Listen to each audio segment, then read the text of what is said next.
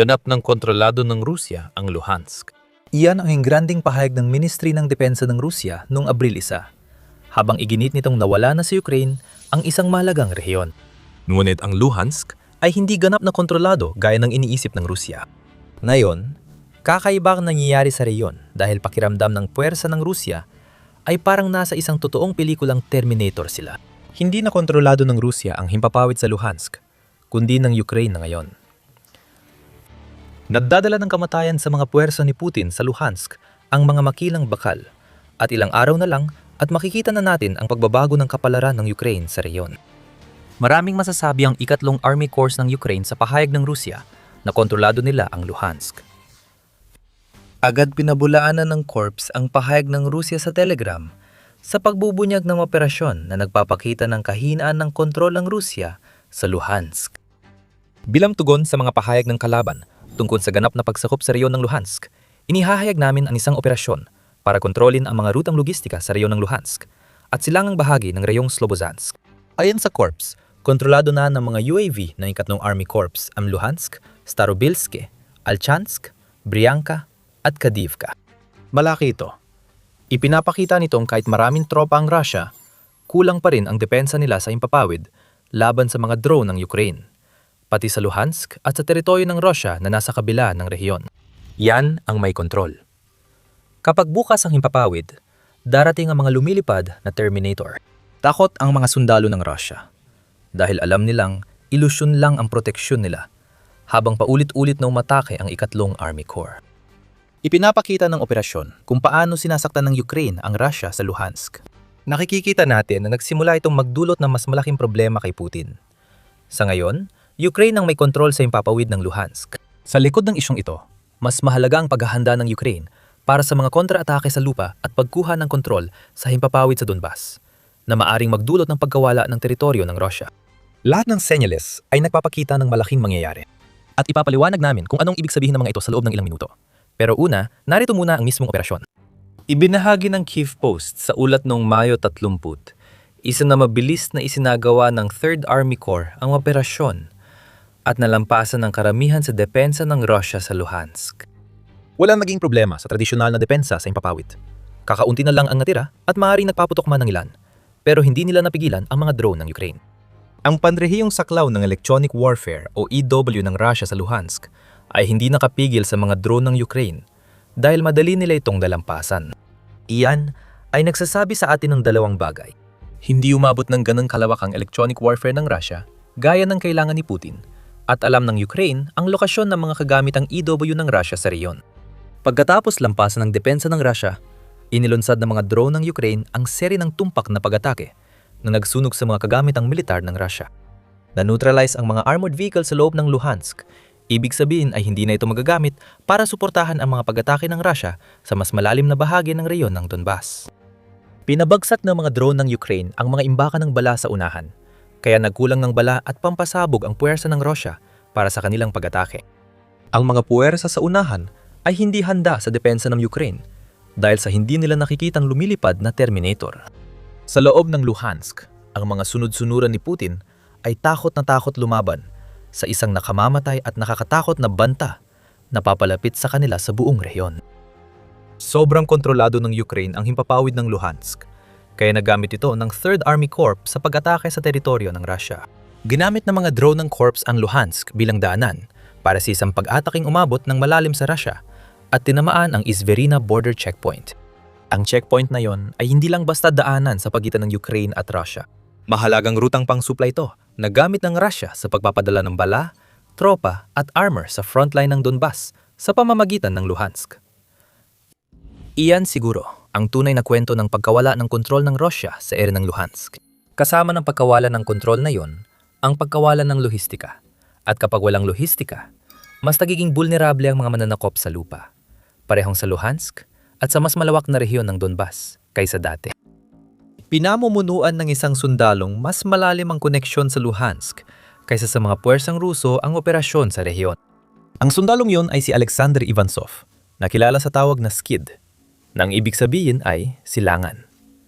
Siya ay isang komandante ng platoon at tubong Luhansk. Ayon sa Kyiv Post, Ang unit niyang Skid ay kabilang sa elite ng 3rd Army Corps. Lumaban si Ivansov mula ng salakain ng Russia. Isa sa pinakamatapang niyang ginawa ay ang helicopter operation, kung saan nag-deploy siya sa Azovstal steel plant sa Mariupol para palakasin ang depensa. Matindi siyang lumaban, tumakas kung kailangan, at nilakbay ang malalayong okupadong lugar para makabalik sa mga linya ng Ukraine. Opisyal ng bayani ng Ukraine si Skid, matapos siyang gawaran ng titulo dahil sa kanyang nagawa sa Mariupol. Matapos ang nangyari sa Luhansk, tingin namin dapat gumawa ang Ukraine ng bagong superhero title na idaragdag sa titulong meron na, si Skid. Kahanga-hanga ang ginawa ng 3rd Army Corps sa Luhansk at hindi may kakailang mahalaga ang operasyong ito. Ang tunay na nakakakilabot na bahagi ng lahat ng ito ay mula sa mga kuha ng drone ng Corps habang naglalakbay sila sa Luhansk. Ibinahagi ang mga kuhang yon sa Telegram post ng Corps at ipinapakita nito ng lungsod ng Luhansk ay naging parang ghost town kahit sa usapin ng depensa ng mga Ruso. Nananatiling nakatayo ang malaking bahagi ng lungsod. Lumipad ang Ukrainian drone sa mga pangunahing palatandaan ng Luhansk, tulad ng pangunahing avenue, malaking hotel sa downtown, at isang circus. Wala ang mga clown ng Russia na dapat nagpapaputok sa Ukrainian drone. Sa katunayan, ganap na walang anumang putok mula sa depensang panghimpapawid. Dumaan ang drone ng Ukraine sa pangunahing tulay na tumatawid sa Ilog Luhanka at natanaw pa nito ang magandang tanawin ng Ferris wheel sa Parke ng Mayo 1 sa pagdaan nito. Walang galing Russia. Lumilipad ito sa ibabaw ng Radianska Street, kung saan naroon ang gusali ng Regional Administration. Gusto ng Russia protektahan ang gusali, pero wala pa ring putok mula sa air defense. Paulit-ulit lumilitaw ang mga palatandaan. Luhansk Hotel, minahan ng karbon. Wala sa mga ito ang tinutuluyan ng sundalong Ruso o air defense na sana'y pipigil sa pag-atake ng Ukraine. Madali lang ito para sa mga drone ng Ukraine. Parang bigla na lang nagsara at nagtago ang mga Ruso. Sa wakas, nakita na ng drone ng Ukraine ang target. Isang military vehicle ng Russia na tila walang kamalay-malay bago pa maging huli ang lahat para sa kanila. Sumugod ang drone, tinamaan ang sasakyan, at paulit-ulit itong nangyayari sa Luhansk at maging sa loob ng Russia. Hindi talaga dapat posible ang ganitong operasyon. Dapat sana ay napigilan ng depensang panghimpapawid ng Russia sa Luhansk ang mga drone ng Ukraine. Hindi nila nagawa. Dapat niligaw ng EW ang mga drone, pero nabigo ito. Ipinapakita nito na sinakop ng Russia ang Luhansk. Ngunit, hindi nila kontrolado ang himpapawid, na problema para kay Putin. Umaasa siya sa mabagal na kampanyang panlupa ng Russia para umusad sa Ukraine na nakadepende sa ayos ng lohistika sa mga nasakop na teritoryo. Kapag pumalya ang lohistika, gaya sa Luhansk, humihina ang pag-atake ng Russia at ang puwersa ni Putin. Kontrol? Mas maraming kontrol? Mas mahina na ngayon ang Luhansk kaysa dati sa digmaan at may malinaw na palatandaan ng malaking inihahanda. Ngayon, ginagamit ng Ukraine ang pagkawala ng kontrol ng Russia sa impapawid ng Luhansk para atakihin ang lohistika. Ngunit nakita na natin ito noon. Ang gitnang kampanya ng Ukraine ay madalas nagsisimula sa himpapawid at nauuwi sa mga kontra-atake sa lupa. Ito ang mga paksang tinatalakay natin sa The Military Show. Marami pang balita tungkol sa digmaan sa Ukraine, kaya mag-subscribe sa channel para sa mga balita tungkol sa digmaan sa Ukraine na hindi sinasabi ng mainstream media.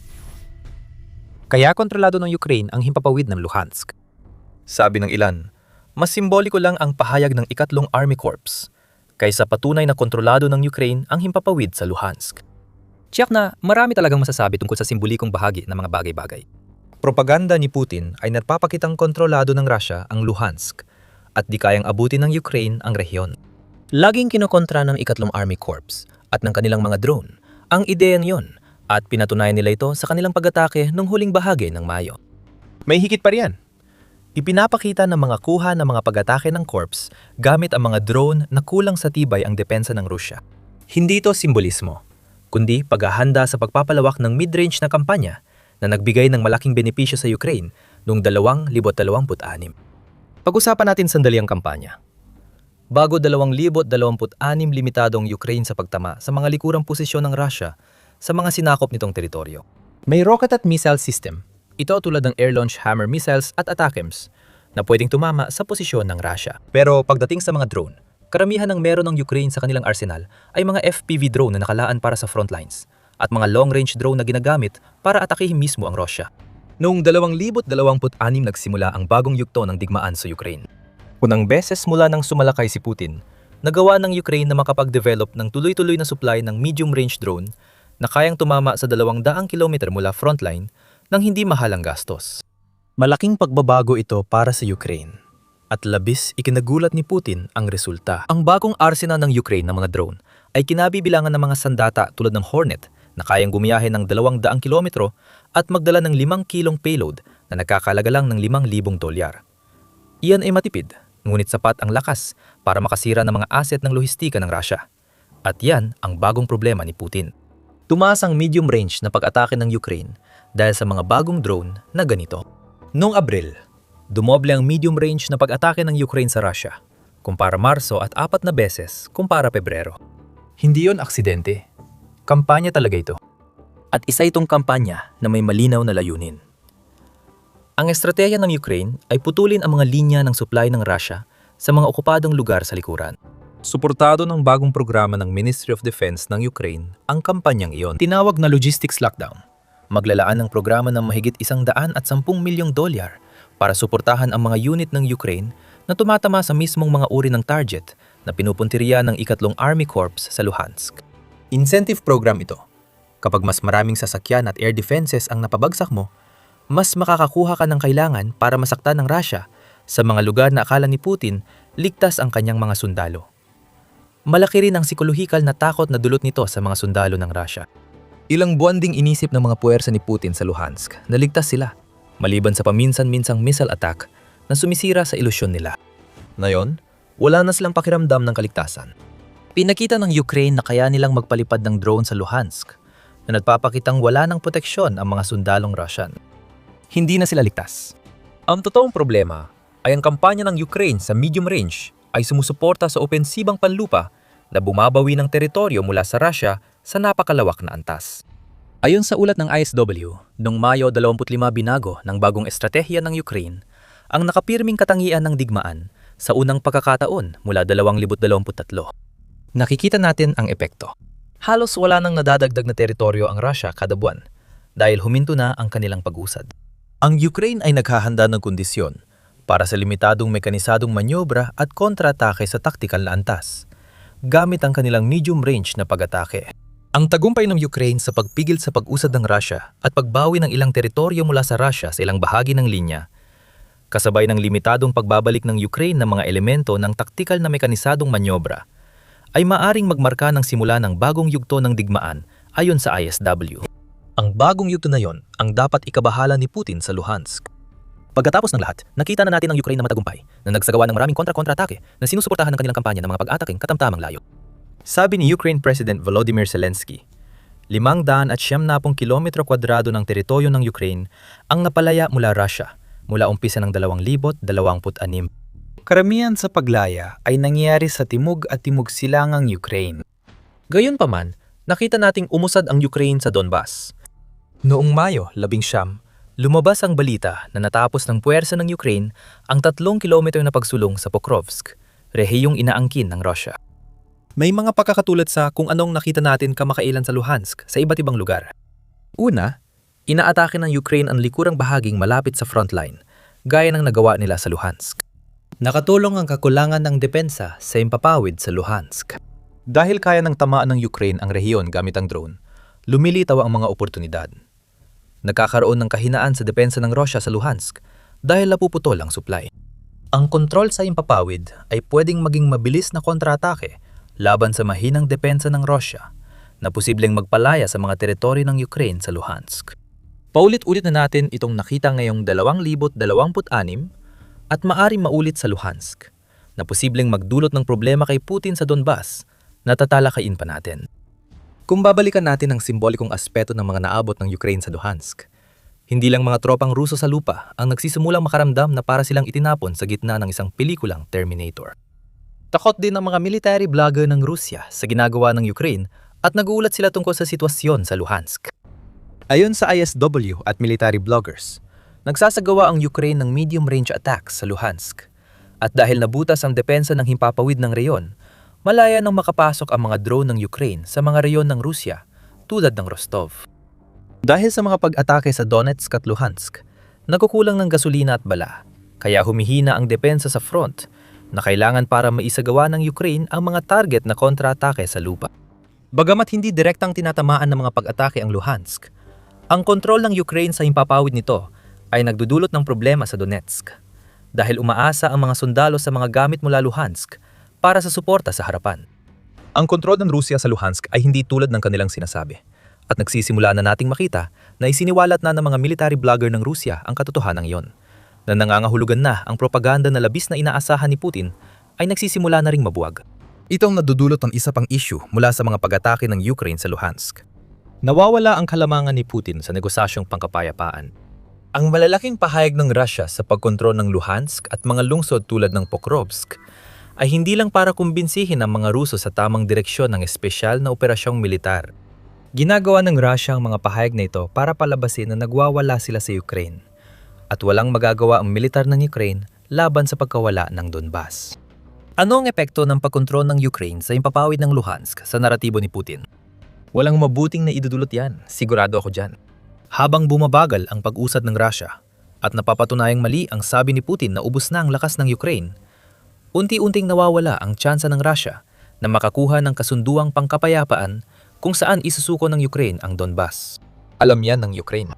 Ayon sa ulat ng bagong tinig ng Ukraine, noong Mayo 29, hinikayat ng Ukraine ang pakikipag-usap sa liderato ng Russia matapos bumagal ang US-led peace talks. Sabi ni Andriy Shabry, kalihim ng ugnayang panlabas ng Ukraine, lampas na sa bisa ang format ng pag-uusap na pinangungunahan ng US. Ngayon na ang tamang oras para direktang maghain ng Ukraine sa Russia ng mga panukalang tinawag ni Shabry na practical. Ang mga panukalang ito ay magsisimula sa pagtatapos ng labanan sa buong linya ng labanan, kasunod ang mas malawak na negosasyon para sa kapayapaan. Pwedeng mapilitang tanggapin ng Russia ang bagong uri ng negosasyon na ito. Nasa critical na yugto ng digmaan sa Ukraine at walang pumapabor sa Russia. Pinalakas ng Ukraine ang paggamit ng drone at natatamanan nito ang mga dating hindi abot na target. May pag-usad sa frontline at mukhang naghahanda ang estratehiya ng Ukraine sa gitna para sa posibleng abante hanggang Luhansk. Wala sa mga ito ang ayon sa plano ni Putin. Nagtakda ang leader ng Russia ng Setyembre bilang deadline para sa pagbagsak ng Donbas, ayon sa militar na intelihensya ng Ukraine noong Abril. Mukhang mataas ang target na yon noong panahong yon. Habang lumilipad ang mga drone ng Ukraine sa Luhansk nang walang laban mula Russia, talagang katawa-tawa ito. Ang issue kung sinong may kontrol sa Donbas ang pangunahing hadlang sa kasalukuyang negosasyon para sa kapayapaan. Bago ang operasyon ng 3rd Army Corps, inangkin ng Russia ang ganap na kontrol sa Luhansk at napaniwala ang mga mahahalagang tao. Pero hindi na sapat kay Putin ang kontrol na yon. Ang kalanitan ng Luhansk ay pag-aari ng Ukraine. Lalong lumalakas at tumitindi ang mga pag-atake ng Ukraine sa mga sinakop na teritoryo at lampas pa. Kung gusto ni Putin ng pag-asa na lumabas sa digmaan na may dignidad, dapat niyang simulan agad ang negosasyon. Kung hindi niya gagawin, malakas ang posisyon ng Ukraine para gawing bentahe sa labanan sa lupa sa Donbas, ang kontrol nito sa himpapawid sa Luhansk. May mga tagumpay na nangyayari sa mga lugar na inaakalang bumagsak na, at ang Pokrovsk ang perpektong halimbawa. Nabanggit na natin ito. Nakapasok ang Ukraine ng 3 kilometro sa lungsod na sinasabing hawak ng Russia. Bakit ito mahalaga? At ano ang epekto nito sa kampanya ng Russia sa Donbas? Malalaman mo mga sagot sa mga tanong na yan at iba pa sa aming video na nagpapaliwanag kung paano naisagawa ng Ukraine ang mabangis itong paglusot sa mga linya ng Pokrovsk. At kung nagustuhan mang video na ito, siguraduhin mag-subscribe ka para makita pang iba naming pagsusuri tungkol sa tunay na nangyayari sa digmaan sa Ukraine. At salamat sa panonood.